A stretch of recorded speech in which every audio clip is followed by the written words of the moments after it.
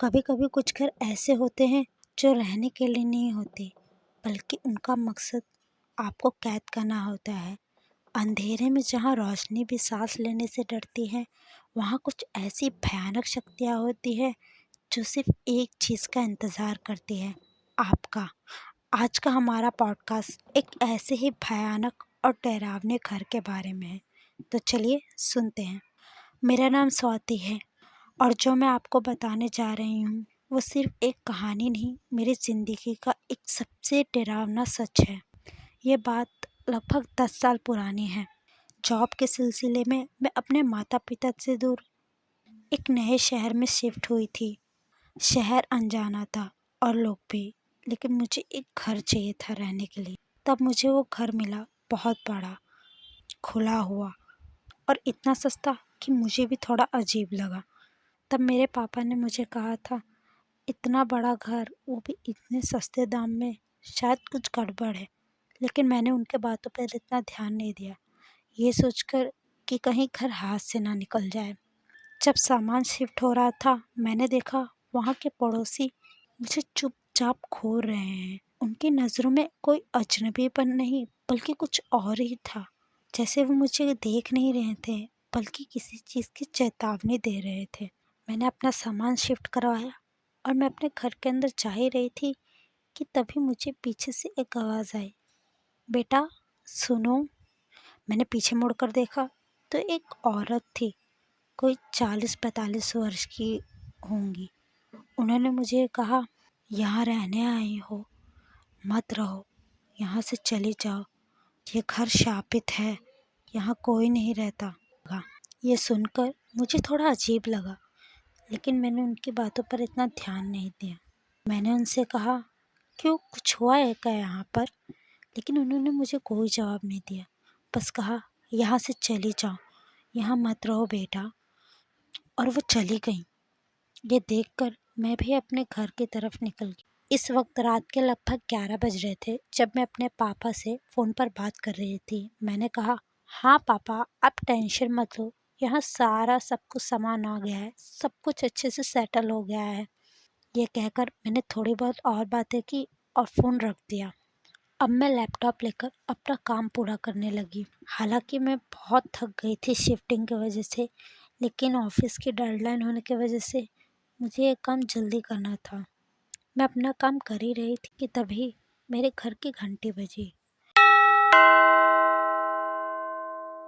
मैंने सोचा इतनी रात को, वो भी इस वक्त, कौन हो सकता है, और वो भी नई जगह पर जहाँ मुझे कोई नहीं जानता हो। पर ये सोचकर शायद पड़ोसी होंगे, मैं चली गई दरवाज़ा खोलने। मैंने जैसे ही दरवाज़ा खोला, वहाँ मैंने देखा कोई भी नहीं था। मैंने आवाज़ दी, हेलो, कोई है क्या? लेकिन वहाँ पर कोई नहीं था, न किसी की आवाज़ और ना ही कोई। मैं पलटी और वापस दरवाज़ा बंद कर कर जाने लगी कि वापस से मेरे घर की घंटी बजी। अब मुझे थोड़ा गुस्सा आ रहा था। मैंने वापस दरवाज़ा खोला और देखा वापस वहाँ पर कोई नहीं था। मैं दरवाज़ा बंद करके जाने ही वाली थी कि तभी मैंने नीचे देखा, मेरे दरवाजे के सामने एक लेटर पड़ा हुआ था। मैंने कांपते हाथों से उसे उठाया और खोलने लगी। उस पर लिखा था, बेल हमने बजाई थी। ये पढ़कर मेरी सांस ही अटक गई कि तभी नीचे 2 लाइन और लिखी थी, तुम हमें नहीं देख सकती पर हम तुम्हें देख सकते हैं। कि तभी एक जोरदार चीख सुनाई दी।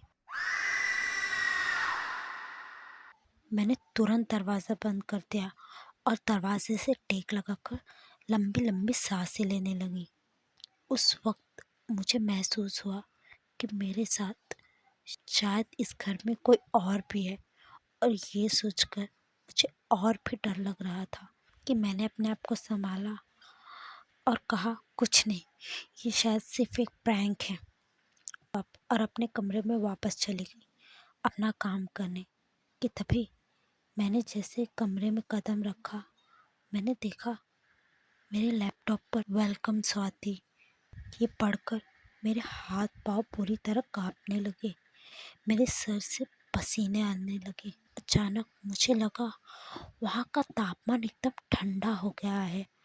कोई भी आवाज़ नहीं थी, एकदम सन्नाटा। बस घड़ी की टिक टिक सुनाई दे रही थी कि तभी मुझे लगा कि मेरे पीछे कोई खड़ा है। ये सोचकर मुझे और भी डर लग रहा था कि तभी मेरे पीछे से किसी ने धीरे से कहा, स्वाति। ये सुनकर मेरे रोंगटे खड़े हो गए। मेरी इतनी हिम्मत नहीं हो रही थी कि मैं पीछे मुड़कर देखूं कि कौन है, लेकिन फिर भी मैंने धीरे धीरे अपने सर को पीछे घुमाया और देखा वहाँ कोई नहीं था। मैंने गहरी सांस ली और वहाँ पे रखा पानी पीने लगी कि तभी कुछ देर हुए ही थे, उसी पल हॉल के पास से मुझे टीवी के चलने की आवाज़ आई। मैं घबरा कर धीरे धीरे हॉल की तरफ जाने लगी कि तभी मुझे वहाँ से किसी के बच्चे की हंसी की आवाज़ आने लगी।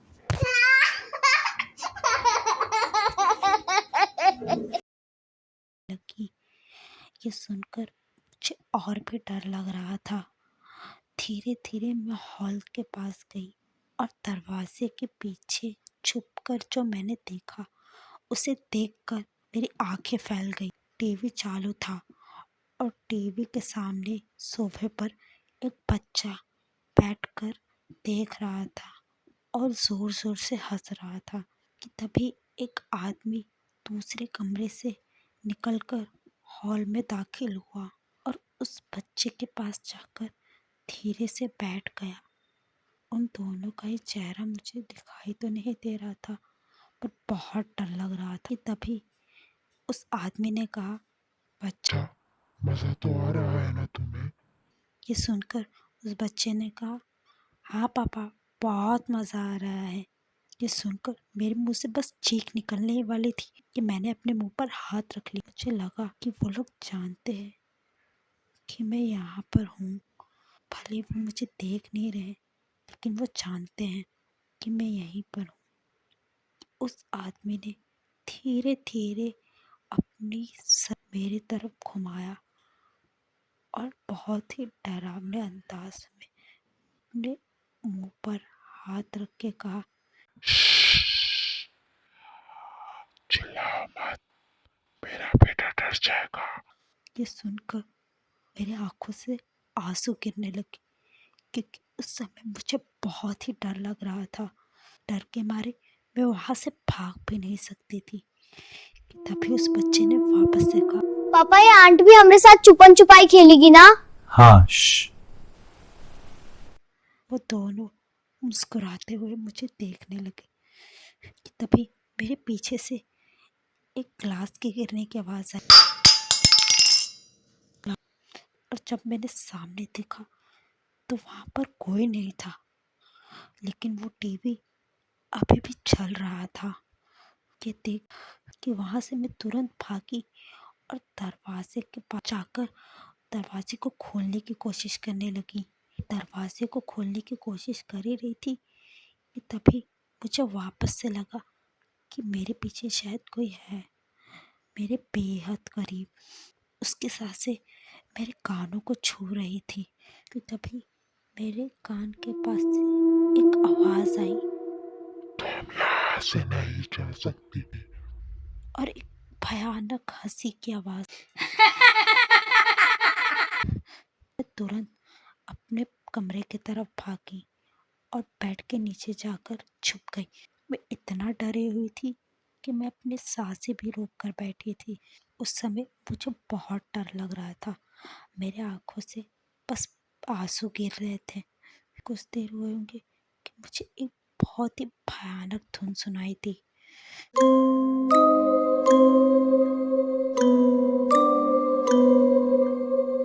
मेरे कमरे का दरवाज़ा अपने आप धीरे धीरे खुलने लगा। ये देखकर मैंने अपने आप को और भी बेड के नीचे सिकोड़ लिया कि तभी किसी के कदमों की आवाज़ आई।